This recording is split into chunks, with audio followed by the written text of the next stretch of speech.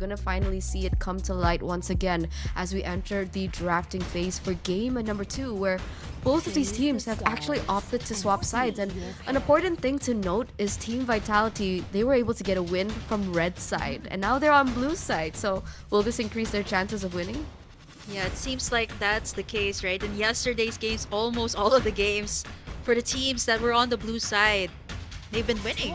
And I think it's almost the same bans for both sides, except for the Loi that now Falcons Vega have taken out here. A different ban pattern as well for Vitality. They banned the Xborg in the second phase. So now they're also anticipating that, maybe Melee will take in another jungler, the Xborg. That's also very, very good in team fights. Fast farm, great to take in objectives. And, I want to take note of something here as well, Eterna. There's a lot of gold lanes open here. But I think Vitality, knowing how, diverse their hero pool is, they might just go for, maybe like a Matilda that was banned out in game number 1. So Vivian is actually pretty comfortable with this hero. So they can actually kickstart it off with that. A very safe draft. But yep, the gold laners haven't taken away in game number 1. And I think they're just going to prioritize it. The Moscow was taken out earlier, and Vitality is going to be starting it off with that. It's definitely a power pick with the Moskov for Team Vitality. For Shell, they understand that one of the main anchors of their team, other than of course Vivian in her pivotal role as a roamer, is Shell in the gold lane. And so there are a few options open. They can definitely leave it later for, of course, the second part of this drafts. But of course, the Nata and the Harris are still open. But here, Team Vitality, they want to secure the Angela, right? The Angela has been left open to take for themselves. And they can actually utilize this for a lot of different scenarios, right? The CC is still open. We have the Charizla taken in. And of course, the Boxia, seeing as the Xborg has been banned out. Yeah, wow. Fast rotations once again. The Heart Guard, the mobility it provides the hero that it's attached to. It's just great. I think, again, Falcons Vega wants to have that fast rotation. They did so in game number 1. But again, Chels getting in that prio pick on the Moskov, a late game scaling hero. So I think Falcons Vega has to put their cards as well onto their gold lane. Maybe give Chen Chao something scaling as well. Maybe, go with the Claude as early as now. Or maybe go in for a couple of the marksmen that haven't been banned out. The Nathan as well. If you think about it, that's really good in the early game. But you know what? Vitality has a great rotation as well this time. They still go with the Baksha and add the Matilda of Vivian to go with it as well. Yeah, with the Xborg being banned out, one of the main things that I was considering is like, okay, it looks like Team Vitality are setting up for something tanky in the jungle, either the Barats or the Boxia. And I thought that seeing that Falcons would actually pick it up in the first phase, but they opted to go for the Angela Turizla, not the Angela Boxia. But of course, the Barats is still an option that Team Falcons can utilize later on as we enter the second phase of the drafts. But there you have it in the gold lane to go in that 1v1. It's the Moskov against the Natan. Yeah, I think for game number 1 too, there was more priority on the XP lane and the mid lane for the side of Falcons. And this time they kind of understand that, okay, yes, we still need to take a really good marksman on the lane. I think the Nathan is also good when it comes to the late game. Plus, when you have the Angela attached to it, it's going to be really hard to take this down once it has the items. And now we're going to the second banning phase here for both sides. They take away the CC, a repeat ban here for the side of Falcons. Great for zoning the backlines as well, something that you wouldn't have, especially if you have a Nathan. And of course, I'm guessing this is a roamer Angela for the side of Falcons. Technically, it's still flex, right, for Falcons. Angela can still be placed in the mid lane, so there's a little bit of flex that they can work with. The Charizla actually can also be flex. We actually saw that yesterday by Team Vitality, right? It was Cine that used the Charizla in the mid lane, so there's still a lot of flex potential coming in from the side of Falcons, whereas from Team Vitality, we know exactly where all these heroes are going. In the drafts, in the bans of the drafts, we can see there's a huge priority again for the EXP lane. You mentioned the Charizla in the first phase, but now they're trying to figure out a way to make the EXP lane their winning lane, right? The CC banned out. They already saw that the Xborg was banned out. So it's already a priority lane in The only hero that they can actually go for right now with the Terizla could possibly just be, if they want to focus on clearing, they can go for like the Paquito. If they want to focus on clear as well, they can go for the Benedetta. Going on with the Lapu Lapu is a skill matchup, I do believe. So it's curious to see what the second ban in will be from Team Falcons. Yeah, it's gonna be the Yuzong. Okay, another hero that can pick off the Nathan. Great way for zoning as well when taking in the objectives.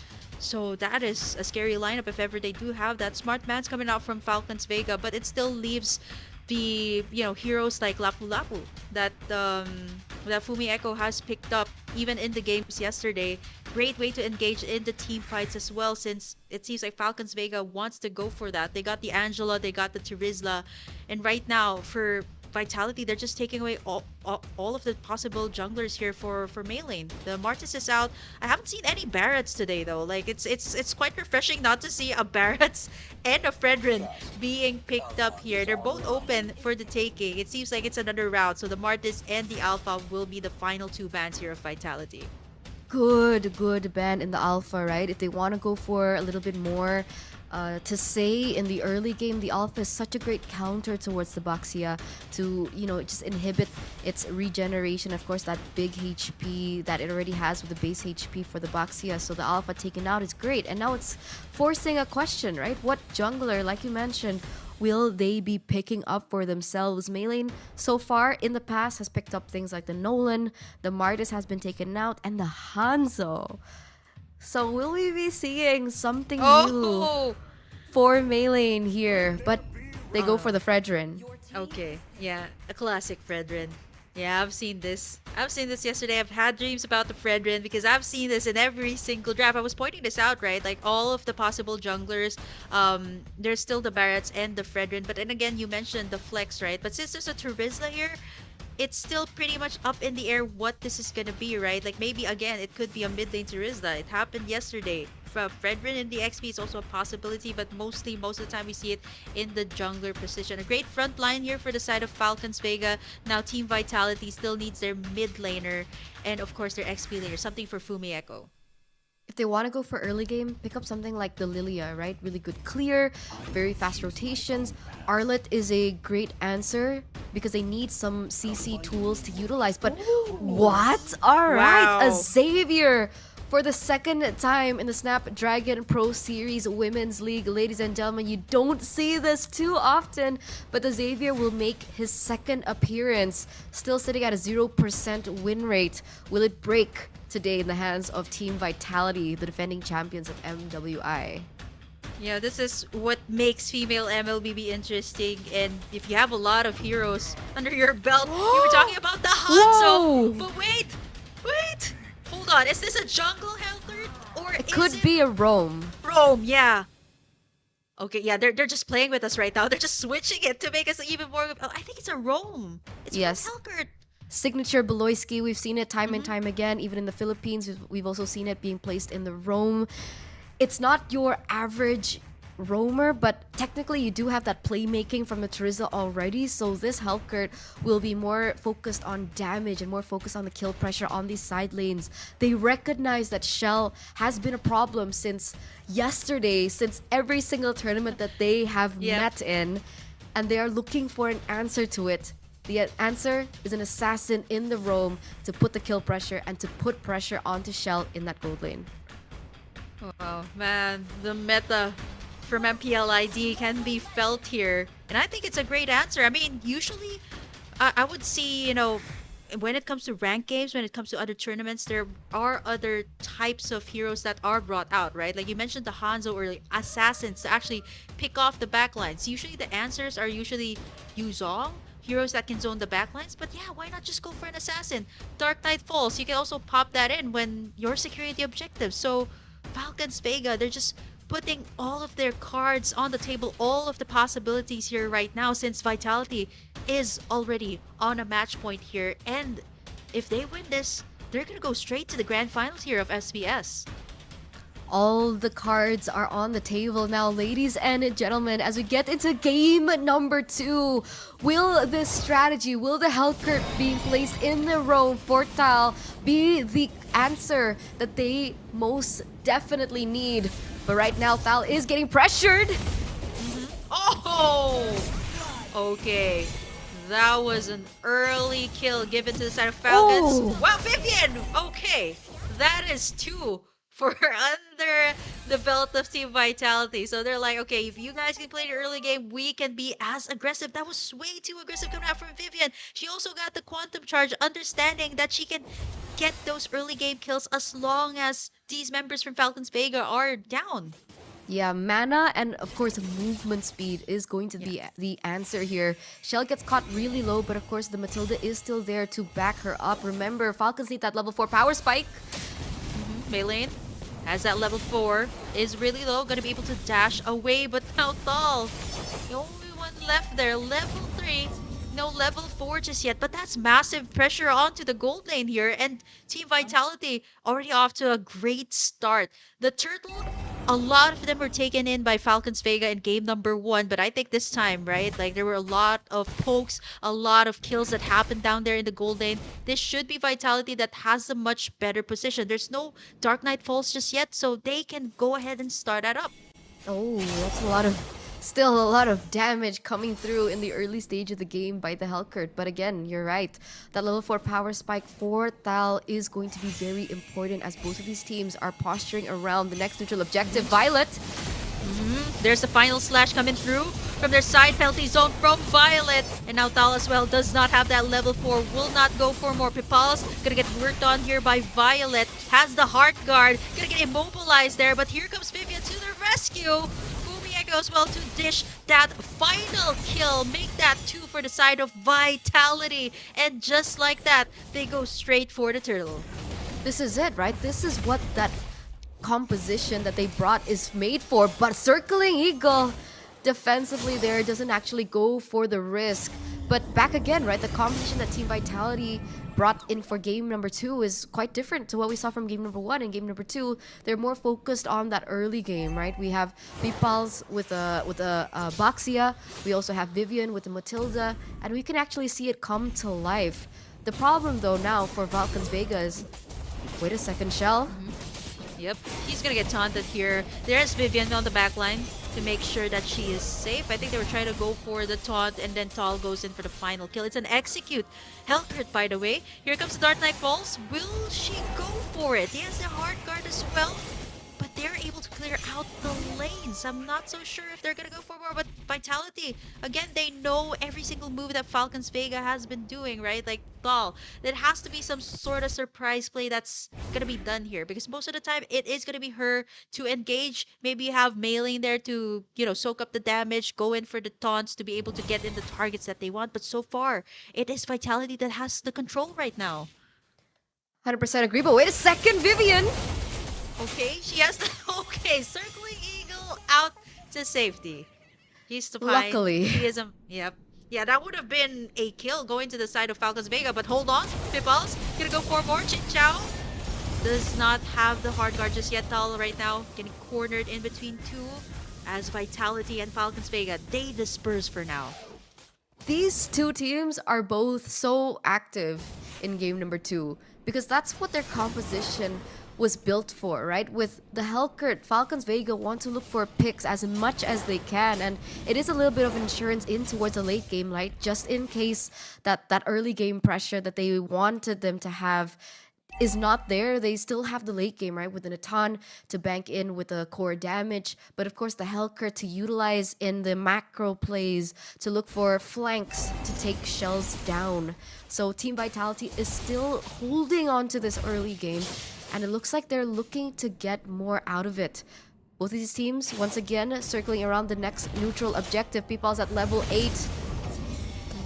Yep, Vivian as well going in for the Circling Eagle onto the right target. It's going to be Violet forced to use the penalty zone right now as Vivian, they have the shields forcing Funi and of course Maylane to actually back away from that. Flicker burned as well, and the retribution use, and Vitality once again, no way to go. Go straight to the turtle. 2,000 lead for them, and this is gonna elevate it further. No more contest from the side of Falcons Vega, but instead they might go for the bottom side. Look at the dawning light. Man, this is looking really scary. I completely forgot. These are the two heroes that have the global presence. You got the Dawning Light. You even got the Spear of Destruction. And right now, Vivian gonna go all the way in. Flickers out to safety. But Vitality, they get this tower on the bottom side. Violet as well. What's going on here? She's right in the middle. And without any hard guard, that's gonna be a kill. No! Going into Fumi Echo. 7-1 is our score. And Vitality is just wreaking havoc right now in the early game. Tal missed her skill. Tal was meant to do the damage, but they were able to dance out of it. That could have been a trade, a 1v1. But again, Team Vitality have been outplaying Falcons Vega in every single department. And everyone is feeling that damage. Look at that, Maylin on the Fredrin, supposed to be one of the main frontliners towards his team. And yet, he is being shredded down like it's nothing. Yep. Absolutely nothing at all. You got the shields coming out from the Matilda as well, so they have nothing to fear here for Team Vitality. And to think, it's not even Cine, it's not even Shells dishing out the damage yet. It's actually Pipals that has the most damage. Now they took down the mid tower here. What's really scary is that if Falcons Vega, these heroes are low, they can just get beamed down like that by Cine's Dawning Light. And so far, it's looking good for the Savior here. I think the idea of having the Hellcurt here was to ensure that Cine or Shells is down in the team fight. But how can you do that? You have Vivian, you got Pipals here, you got the shields from the Plaza of the Oasis. That makes it so hard for Tal to actually make the play that she wants. And so far, she's been missing a lot of her skills. So it's been very difficult for Falcons Vega to look for that loophole that they initially intended with. But Tal picking up another item in her arsenal, gonna have a little bit more damage when it comes down to it. And hopefully for Falcons Vega that it's enough, because Team Vitality, a 5k gold lead already in 7 to 8 minutes. Even if they want to look for a loophole with the neutral objective contest, Pipals is level 10. Meanwhile, Maylin, she's a level below, so it's gonna be a lot harder. And we can see here in the 8th minute of the game, to make it all worse, right? Cine on the Xavier has already been doing so much damage with the Dawning Light, but now she's picked up the Lightning Truncheon. So additional damage and more AoE damage when she goes in for those kills. Yeah, it's gonna be big damage coming out from Cine. Look at how fast they've chunked down that Lord. 8 minutes in, wasting no time and taking it in for themselves. They got the Lord advantage, the minion waves crashing in onto their favor. And what's really important here to take note of is that Cine and Shells, as long as they're up, as long as they're untouched by Tal's Hellcurt, they are winning all of the team fights that they've had. And so far, they've been landing all of their skills on point. And now with the pressure from the Lord, Falcons Vega, if you think about it, their only source of wave clear here is gonna be Chinchao and Funi. They don't really have that much AoE if you think about it. No, they don't. They don't have enough wave clear. But wait a minute, Violet! She was actually gonna try to dive in and go for the penalty zone. But how can you? Look at all these heroes. Before you can even come in, you get bursted down, you get peeled down. Look at the combination coming out from the Savior. And right now, they're gonna go for the inhibitors here. Look at the damage coming out from the Savior here of City. It's not even full build just yet. Lightning Truncheon is one of the key items that she needs, and there's just so much peel happening in here for the side of Team Vitality. Here comes the Dark Knight Falls. Middle inhibitor tower falls is where the Lord is knocking in on the top side. Team Vitality, they're looking to end this game. They still got the Lord to boot on their side. There's the final slash coming out from Fumi Echo, a Brazer's Rat, but it is not enough. Vivian goes for a killing spree. Fumi Echo is still unstoppable. The base is wide open here as Team Vitality, they're gonna be the first team to head into the grand finals of Snapdragon Pro Series Women's League. GG Team Vitality, not losing a single game here in the Women's League Challenge Finals.